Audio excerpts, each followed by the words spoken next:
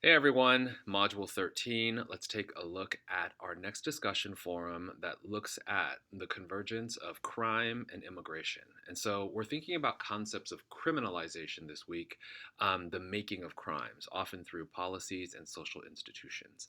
And so I want to take a look at the convergence of crime and immigration this week. And I want you to consider first, before you jump into your discussion forum, the Fourth Amendment. And so I'm at the Learning Objectives page and I've highlighted the Fourth Amendment. We'll read it together. The right of the people to be secure in their persons, houses, papers, and effects against unreasonable searches and seizures. And so we could read the rest of that a little bit later, but I want you to focus on the component of papers, all right? And so I'm going to jump directly into Module 13 here. And before I get into the discussion forum, I'm going to scroll all the way down and I want to take a look at a news article that features an Arizona law on immigration. So if you click on here, I actually have the PDF open already, so I'm going to just go ahead and jump it up. And you could see here that in 2010, Governor Jan Brewer of Arizona signed the nation's toughest bill on illegal immigration into law on Friday. Its aim is to identify, prosecute, and deport illegal immigrants. And so, really, if you read the rest of this news article, you can kind of see that what the governor is doing is it's empowering law enforcement to be able to ask for papers, ask for IDs, ask for licenses for people they suspect might be undocumented. And so, as you can kind of tell, there's going to be a racial profiling component, and there's going to be a lot of backlash. Now, laws like this are often controversial not because of just the racial component and the profiling component. They're often controversial also because states really have no rights to govern borders. The border is federal jurisdiction.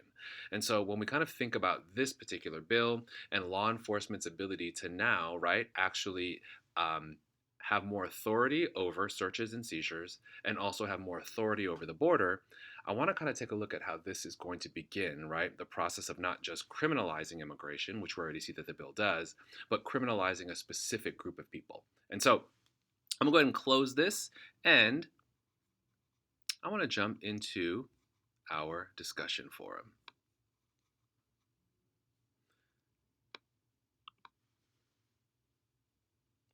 And so when we think about your 5 point discussion forum here, I want you to think about what are the things that really kind of changed our relationship to that Fourth Amendment.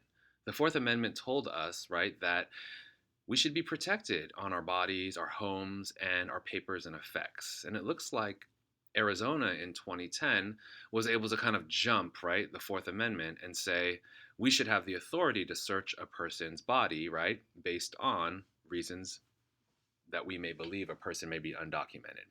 And so this has not always been the case. And so what I want you to do first before jumping into the discussion forum is go through Michelle Alexander's chapter, The Lockdown. And in the lockdown, Alexander is going to talk a little bit about how Supreme Courts have basically made the Fourth Amendment weaker and weaker and weaker, and have allowed law enforcement to do things like stop and frisk, illegal searches and seizures. And a lot of this momentum around, stop and frisk and illegal searches and seizures really were responses to what people call the war on drugs. So, in other words, a lot of the jargon, a lot of the practice, a lot of the processes that really began policing and criminalizing drugs is now going to start policing and criminalizing immigrants themselves. And so when we kind of think about this idea of why, we are kind of in an era where these types of searches are not only legal or cultural, but in some cases actually mandated, we can kind of see that a lot of it is the relationship and the convergence between the way that we've dealt with drugs and now the way that we do immigration policy.